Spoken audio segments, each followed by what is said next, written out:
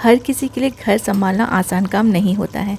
किसी किसी को घर को संभालने में और उसे मेंटेन करने में, साफ़ सुथरा रखने में और ऑर्गेनाइज रखने में थोड़ी सी परेशानी हो सकती है। और घर को सिर्फ साफ़ सुथरा ही नहीं रखना होता है, किचन के बहुत सारे काम होते हैं जैसे कुकिंग और दूसरी साफ़ सफाई। तो इन सब को साथ में लेकर किस तरह से आप अपने घर को आसानी से मेंटेन कर सकते हैं, आज की वीडियो में शेयर कर रही हूँ। बहुत ही सिंपल तरीके हैं, ये आप सब इसको फॉलो कर सकते हैं। तो चलिए स्टार्ट करते हैं आज का वीडियो। उम्मीद करती हूँ कि ये वीडियो आपके लिए हेल्पफुल रहेगा और आप इसे एंजॉय करेंगे। हेलो गाइज़, नमस्ते एंड वेलकम बैक। मैंने सुना था कि जो ब्रास का तवा होता है वो काफ़ी अच्छा होता है रोटी बनाने के लिए। तो किसी के देखा देखी मैंने भी ये वाला तवा ऑर्डर कर लिया, जो कि बहुत ज़्यादा कॉस्टली था। ये 2000 के ऊपर का ये ब्रास का तवा है। इसके 1-2 रिव्यूज़ अच्छे नहीं थे अमेज़ॉन में, फिर भी मैंने सोचा कि एक बार ट्राई करती हूँ, क्योंकि ये रिटर्नेबल है। तो अगर अच्छा ना लगे तो इसे रिटर्न कर सकते हैं।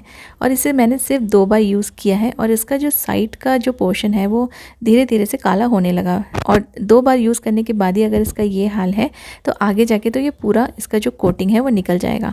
तो ये एक्चुअली में प्योर ब्रास का नहीं है। आपके साथ इसलिए शेयर कर रही हूँ कि कभी भी आप ऑनलाइन ऐसी चीज़ें लेते हैं तो देख कर लीजिए कि वो रिटर्नेबल है कि नहीं, क्योंकि आजकल हर चीज़ प्योर मिलना मुश्किल है। तो मेरे अकॉर्डिंग इसमें सिर्फ ब्रास की कोटिंग की हुई है, जो 1-2 यूज़ होने के बाद जैसे ही हम इसे वॉश करेंगे या यूज़ करेंगे तो ये कोटिंग निकल जाएगी और ये नॉर्मल जैसे लोहे का तवा होता है उस तरह से ये बन जाएगा।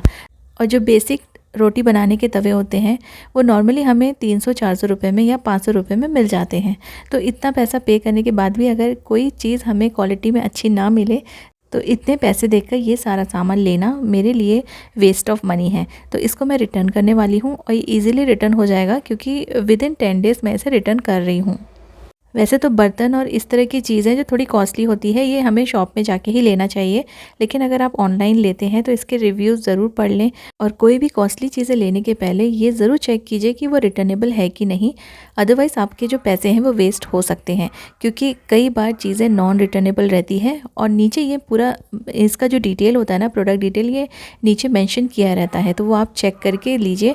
और ब्रास या कॉपर का कुछ भी सामान अगर लेना हो तो प्रॉपर यूटेंसिल्स की जो शॉप होती है वहाँ से लीजिए, क्योंकि वहाँ पे आपको गारंटी या वारंटी मिल जाएगी और आप शॉपकीपर से बात करके ले सकते हैं। इस तवे में एक और बहुत बड़ी प्रॉब्लम है कि इसे कितने भी अच्छे से गर्म कर लो, रोटियां इसमें फूलती नहीं हैं। जैसे हम फुलके खाते हैं ना, और तवे के ऊपर भी आराम से रोटियां फूल जाती हैं, तो इसमें अच्छे से गर्म होने के बाद भी एक भी रोटी जो मैंने बनाई वो फूली नहीं। तो ये जो तवा है इसका जो क्वालिटी है ये पता नहीं किस मटेरियल का बना है। इसलिए कोई भी चीज़ लेने के पहले अच्छे से सोच समझ कर लीजिए, आपके पैसे बर्बाद नहीं होने चाहिए। इसलिए जब भी मैं कोई सामान ऑनलाइन लेती हूँ इसे कुछ दिन यूज़ करने के बाद ही आपके साथ शेयर करती हूँ, जिससे आपको एक्चुअल रिव्यू इसका मिल सके और ये प्रोडक्ट एक्चुअली में कैसा है वो आपको पता चल सके।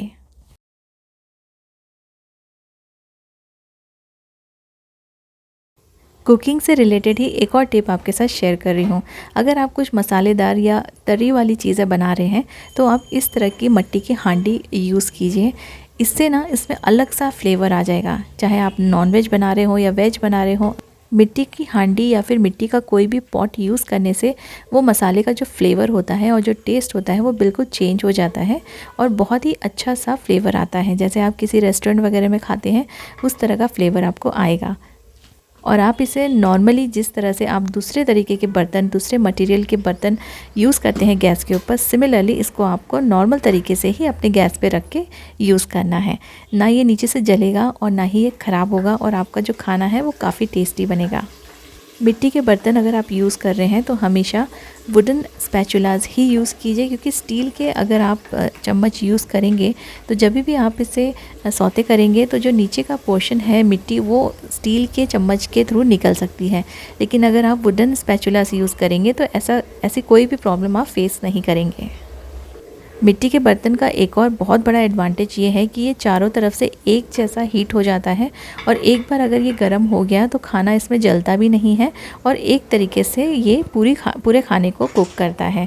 तो ये काफ़ी अच्छा ऑप्शन है, आप इसे ट्राई करके ज़रूर देखिएगा। अगर आपके घर में पार्टीज़ है या फिर आप कुछ स्पेशल खाना बनाना चाहते हैं, बिरयानी या फिर कोई भी करी वाली चीज़ें, तो आप इस हांडी में बना के देखिए। और सबसे बड़ी बात यह है कि मिट्टी के जो बर्तन होते हैं बहुत ही सस्ते में आपको मिल जाएंगे। आप किसी भी लोकल शॉप से जाके या रास्ते में कई बार ये बैठे रहते हैं मिट्टी के बर्तन वाले, तो आप ले सकते हैं। ये वाली जो हांडी है ब्लैक कलर की आप लेंगे ना तो ये ज़्यादा अच्छी रहती है कुकिंग के लिए, और इसको आप बार बार यूज़ कर सकते हैं। जो नॉर्मल जो मटके जो मिलते हैं उसको आप 1 या 2 बार यूज़ कर सकते हैं, उसके बाद आप उसे चेंज कर दीजिए। तो अगर आपको अब काफ़ी टाइम के लिए यूज़ करना है तो ऐसी ब्लैक वाली हांडी लीजिए मिट्टी की। और ये जो इतनी बड़ी हांडी है ये मैंने 150 रुपये की ली थी। अभी जब गर्मी का मौसम आएगा तो मटके वाले बैठेंगे और उनके पास आपको इस तरह के काले मटके भी मिल जाएंगे, जो काली हांडी होती है वो भी मिल जाएगी, और उनके पास कढ़ाई और तवे भी रहते हैं। तो इसे आप ले सकते हैं, जो कि बहुत सस्ता भी रहेगा और लंबे समय तक चलेगा भी, और खाने का जो टेस्ट है वो भी काफ़ी अच्छा हो जाएगा। जब भी आप इस तरह के मटके या हांडी लें तो उसका एक लिड लेना मत भूलिए। साथ ही साथ आपको ये लिड भी मिल जाएगा सेम जगह पे। खाने को और थोड़ा सा फ्लेवर देने के लिए एक और चीज़ आप कर सकते हैं। मैंने ये एक छोटा सा कोल का पीस लिया हुआ है, कोयला आप ले सकते हैं, और ये सेफ़ रहता है। आप इसे डायरेक्टली अपने गैस के ऊपर रख के अच्छे से गर्म होने दीजिए। एक बार ये बहुत अच्छे से गर्म हो जाएगा, इसे चारों तरफ से आप टर्न कर लीजिए। इसका अच्छे से गर्म होना बहुत ज़रूरी है, अदरवाइज़ इसका जो फ्लेवर है वो नहीं आएगा। तो इसे खूब अच्छे से गर्म कर लेना है। और कोई भी आप स्टील की कटोरी ले लीजिए, कोई भी कटोरी ले लीजिए। कटोरी को थोड़ी सी आप बड़ी ही रखिए, और ग्रेवी वाले कोई फूड में अगर आपको स्मोकी फ्लेवर देना है उसमें भी आप कटोरी सेंटर में रख सकते हैं। ये ऊपर फ्लोट होगी और अंदर नहीं जाएगी, तो उसमें आपको कोई डरने की ज़रूरत नहीं है। तो आप एक कटोरी रख लीजिए, और जो कोल मैंने अच्छे से गर्म किया था उसको मैं इसके अंदर डाल दूँगी।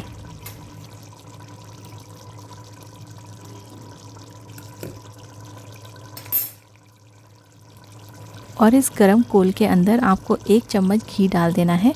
इसमें तेल या बटर कोई दूसरी चीज़ें आप यूज़ मत कीजिए, इसमें सिर्फ घी ही डालिए। इससे ही स्मोकी फ्लेवर आएगा, और जो आप खाना बना रहे हैं उसका फ्लेवर ही चेंज हो जाएगा। और इसको जल्दी से ढक दीजिए। जो भी धुआं निकलेगा, जो भी स्मोक निकलेगा, वो अंदर खाने में पूरा एब्जॉर्ब हो जाएगा, और आपका जो फूड है वो बहुत टेस्टी लगेगा। जैसे हम लोग चूल्हे वगैरह में बनाते हैं ना, जैसा टेस्ट आता है बिल्कुल वैसा ही टेस्ट आएगा।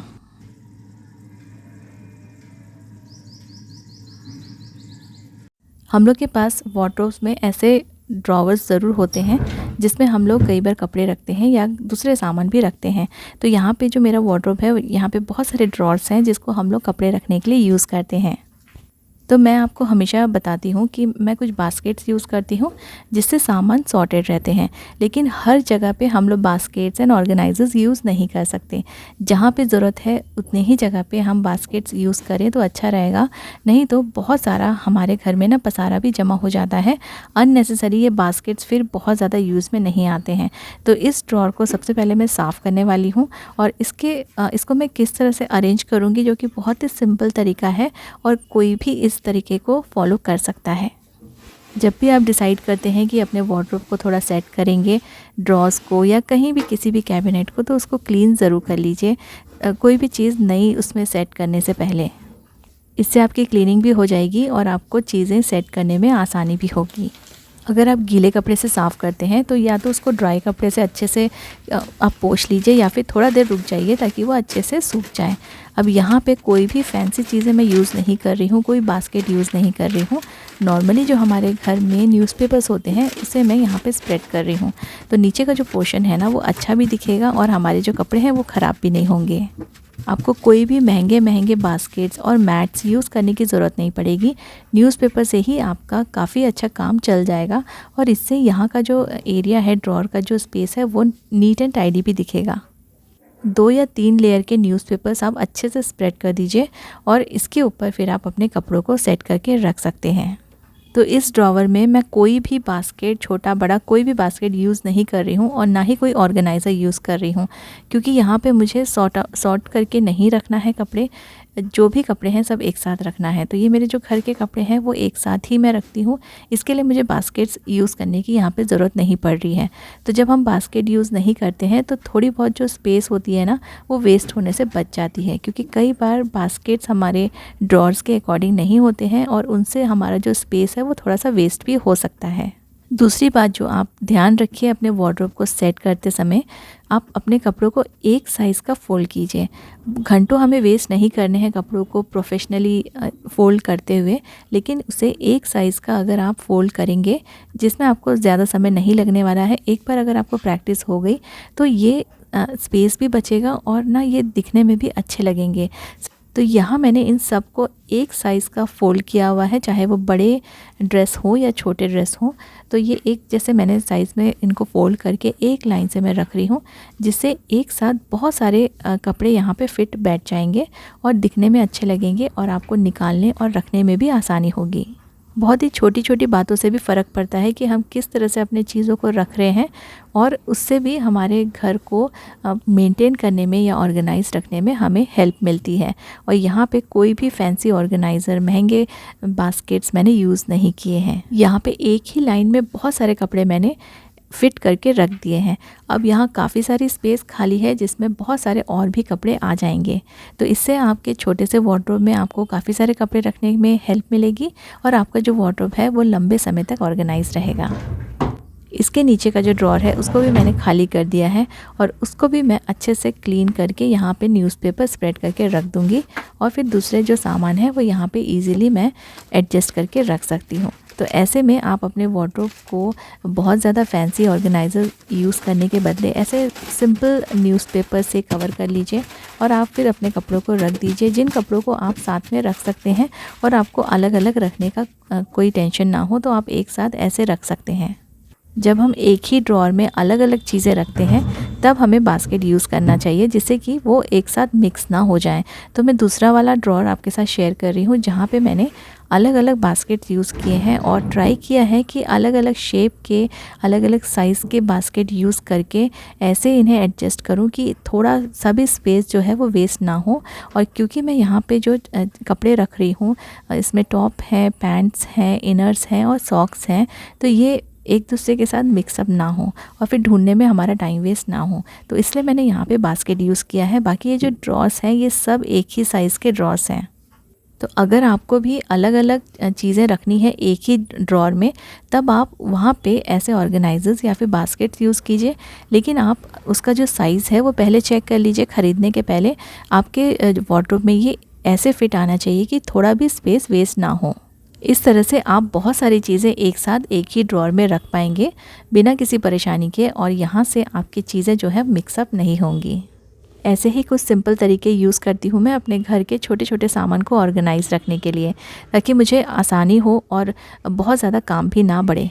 उम्मीद करती हूँ आपने वीडियो को एंजॉय किया होगा और ये छोटी छोटी टिप्स आपके घर में भी आपके काफ़ी काम में आएंगी। Thank you so much for watching.